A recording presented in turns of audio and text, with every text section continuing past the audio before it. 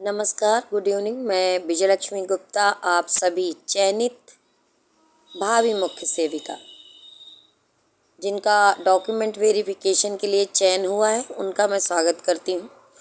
आज बहुत दिनों के बाद मेरा कहानी सुनाने का मन है और मुझे लगता है आप सबको सुनना चाहिए, तो आप सभी का स्वागत है। मैं सुनाऊंगी, अब आपका मन हो या ना हो, जिसका मन होगा तो वो ज़रूर सुनेगा मेरी कहानी। आज मैं जो कहानी सुनाने जा रही हूँ उसके पीछे एक बहुत बड़ा उद्देश्य भी है और कुछ लोगों की समझ भी विकसित हो जाएगी। इसी से संबंधित कहानी है और इसका जिक्र भी मैंने इसके पहले अपने वीडियो में किया हुआ है। कहानी सुनाएंगे एक ढोंगी भक्त की। एक भक्त था, और ढोंगी भक्त इसलिए बोल रही हूँ क्योंकि जो लोग स्वार्थी होते हैं तो वो ढोंगी ही होते हैं। ढोंगी भक्त की कहानी है। उसने घोर तपस्या की भगवान शिव की। उनको प्रसन्न करने के लिए उसने बहुत ही ज़्यादा, बहुत अच्छे से, बहुत ढंग से, बहुत ही लगन के साथ उसने तपस्या की भगवान को खुश करने के लिए।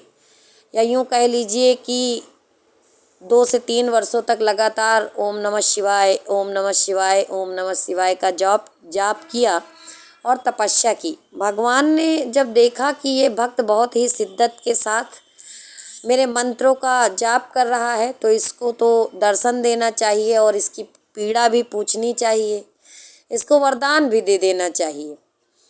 तो और माता पार्वती ने भी उनको थोड़ा सा रिक्वेस्ट की कि देखिए, आपका भक्त जो है धरती पे बहुत परेशान है और रातों दिन आपका नाम ले रहा है, तो आपको इसको वरदान दे देना चाहिए और इसकी पीड़ा भी समझ लेनी चाहिए। तो जब वो ओम नमः शिवाय का बराबर जाप कर रहा था तो भगवान शिव को और माता पार्वती को उसके ऊपर दया आ गई, तो वो उसके समक्ष प्रकट हो गए। भक्त के समक्ष प्रकट हो करके उन्होंने भक्त से कहा कि हे वत्स, जागो, उठो और मैं आपके समक्ष उपस्थित हुआ हूँ। आपकी जो भी इच्छाएं हैं वो मुझे बताइए, मैं उनको पूरा करूँगा और वरदान मांग लीजिए। क्योंकि भगवान शिव तो भगवान शिव हैं, उनको पता था कि ये भक्त तो है लेकिन कपटी भक्त है और इतने शिद्दत से ये मेरी पूजा सिर्फ इसीलिए कर रहा है, मेरी तपस्या इसीलिए कर रहा है कि इसको जो है कुछ ऐसी चीज़ें चाहिए जो इसके हित में कम हो और जो पड़ोसी हो उसके अहित में ज़्यादा हो। जैसे ही उन्होंने भक्त से पूछा कि आपको क्या चाहिए, वरदान मांगिए, मैं आपको वरदान दूंगा, तो भक्त बड़ा प्रसन्न हुआ। उसने भगवान को प्रणाम किया और खुश हो गया। बोला, हाँ, आपने दर्शन दिए, मैं बहुत कृतज्ञ हूँ और वरदान आप देना चाहते हैं तो मुझे दीजिए। तो भगवान शिव ने कहा कि रुको, वरदान देने के पहले मेरी एक कंडीशन है, उसको सुन लो। तो भक्त ने कहा, हाँ हाँ बिल्कुल, जल्दी बताइए क्या कंडीशन है। तो भगवान ने कहा कि आप जो भी मांगेंगे तो उसका दोगुना आपके पड़ोसी के पास हो जाएगा, तो आप चलिए वरदान मांगिए। अब भक्त, वो भी कपटी, तो उसने दिमाग लगाया। उसने कहा, प्रभु थोड़ा रुक जाइए, वेट करिए, मैं सोच विचार के बताता हूँ। फिर वो मन ही मन सोचने लगा कि अगर कहीं मैंने कहा कि मेरे पास एक थार आ जाए तो पड़ोसी के पास तो 2 हो जाएंगी, और अगर मैंने कहीं ये कह दिया कि मेरे पास 1 लाख रुपया आ जाए तो पड़ोसी के पास 2 लाख रुपया आ जाएगा। और भक्त ऐसा चाहता नहीं था। वो चाहता था कि जो मेरे पास हो वो किसी के पास हो ना। तो उसने बहुत दिमाग लगाया, कहा रहने दो, जब भगवान ने ऐसे बोल ही दिया है कि जो मेरे पास होगा उसका दुगना उसके पास, पड़ोसी के पास हो जाएगा, तो हम कुछ ऐसा मांगेंगे कि मेरे पास कुछ बच जाएगा, उसका तो दोनों चला जाएगा। ऐसा सोच करके वो भगवान के पास फिर से उपस्थित हुआ और कहा कि ठीक है भगवान जी, वरदान दीजिए, मैं मांग रहा हूँ। तो हाँ, मांग लीजिए। तो उसने कहा कि ऐसा है भगवान, मेरी एक टांग टूट जाए। भगवान ने पूछा, कौन सी वाली? तो उसने कहा, बाईं टांग। और अपने दिमाग में सोच लिया कि दाहिनी एक टांग होगी तो मैं लकड़ी लेके चल लूँगा और मेरी जब एक टूटेगी तो पड़ोसी की दोनों टूट जाएंगी। भगवान ने कहा तथास्तु, ऐसा ही हो। उसके बाद भगवान ने कहा अच्छा दूसरा वरदान भी मांग लो। तो उसने कहा कि मेरी एक आंख फूट जाए, और मन में सोचा मेरी तो एक ही फूटेगी, पड़ोसी के तो दोनों फूट जाएंगी, वो तो अंदर हो जाएगा। भगवान ने कहा तथास्तु, ऐसा हो, ऐसा ही हो। तो उसने कहा कि ठीक है। अब भगवान ने कहा और मांग लो, आज मन भर के मांग लो, मैं बहुत ही प्रसन्न हूँ।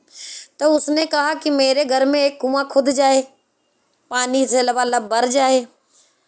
तो कहा ठीक है तथास्तु, ऐसा ही हो। तो इनके यहाँ जब एक कुआं खुदा तो पड़ोसी के यहाँ दो खुद गए। अब जब आखिरी वरदान यानी चारे वरदान देने की बात हुई थी, आखिरी वरदान जब मांगा गया तो उसने कहा कि मेरी बीबी मर जाए, ठीक है। और संयोग से पड़ोसी के पास दो बीबियाँ थी, इनके पास एक ही थी।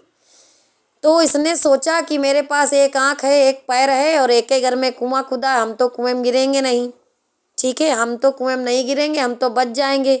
बीबी मर भी जाएगी तो भी मेरा काम चल जाएगा, लेकिन पड़ोसी दोनों पैर से लंगड़ा और दोनों पैर से अंधा है, कुआं उसके यहाँ दो दो खुदे हैं। बीबी मर जाएगी तो उसको कौन दिखाएगा रास्ता, वो तो कुएं में गिर के मर जाएगा। अब जैसे ही चौथा वरदान भगवान से इन्होंने मांगा, भगवान हो गए क्रोधित, क्योंकि भगवान को कपटी भक्त नहीं पसंद होते। भगवान तुरंत क्रोधित हो गए और इनको ही भस्म कर दिया। समझ रहे हैं, मेरी कहानी का तात्पर्य ये है कि आप तपस्या किए हैं बहुत मेहनत से, और अपनी तपस्या से जो आपको फल मिलना है वो खुद के लिए न सोच करके आप दूसरे का हित सोच रहे हैं। तो ऐसा तो है नहीं, ईश्वर अभी मरा नहीं है, ईश्वर जिंदा है, वो सब देखता है। हिसाब किताब यहीं होना है, बाहर कहीं होना नहीं है। आप अगर कपट करेंगे तो ये हो सकता है कि कलयुग है, कुछ मात्रा में आपका कपट चल जाए, लेकिन अधिक मात्रा में कपट तो भगवान भी बर्दाश्त नहीं करेंगे।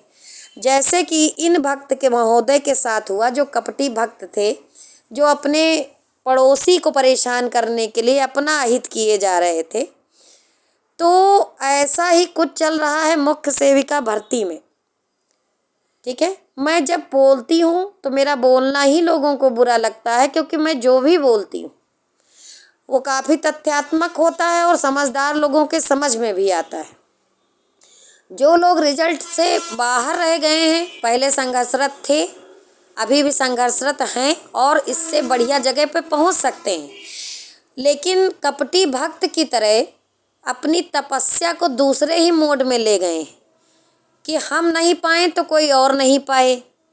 समझ रहे हैं, बौद्धिक स्तर इतना निम्न है कि जान रहे हैं कि जिन लोगों का सिलेक्शन होना है उसमें भी संख्या 8337 की है, रिजल्ट के बाहर वो पहले से हैं, और वो सोच रहे हैं कि हम किसी तरह से कोर्ट कचहरी में जा करके इन हो करके और कपटी भक्त की तरह अपने बचे हुए जो साल जो अच्छी तैयारी में लगा सकते हैं, कुछ बन सकते हैं, उसमें ना खर्च करके दूसरों को कैसे परेशान किया जाए, इसमें अपना जद्दोजहद में लगे हुए हैं।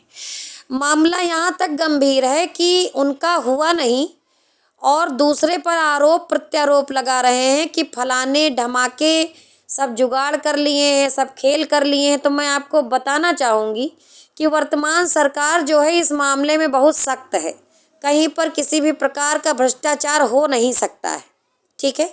एग्ज़ाम सेंटर में आपको पढ़ के परीक्षा देनी थी, वो आपने दी नहीं, और अगर कोई सामने से आकर के आपकी लड़ाई लड़ रहा है, चाहे वो माननीय गुरुजी हो चाहे कोई और हो, तो उसको आप दिन में सेख चिल्ली की तरह सपने देख रहे हैं कि इसको हम जाके धुन देंगे, कोर्ट के बाहर धुन देंगे, आयोग के बाहर धुन देंगे।